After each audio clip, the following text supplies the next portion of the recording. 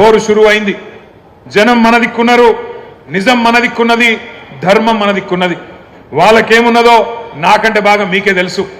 మోసపోయి గోసపడుతున్న ప్రజలు ఇక్కడికి వస్తుంటే, నేను శ్రీనివాస్ యాదవ్ గారు హరీష్ రావు గారు కలిసి వస్తుంటే ఇద్దరు ఆడబిడ్డలు మాకు ఎదురొచ్చింది కారుకు.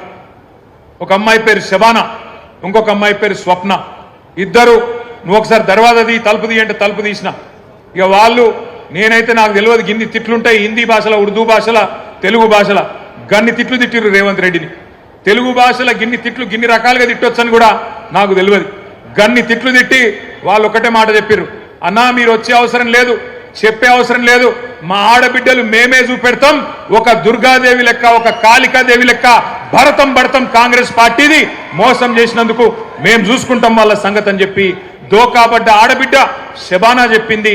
దోకా తిన్న ఆడబిడ్డ, మోసపోయిన ఆడబిడ్డ స్వప్న చెప్పింది, మేము చూసుకుంటామన్నా మీరు భయపడకుర్రి అని చెప్పి మాకు ధైర్యం చెప్పిండ్రు.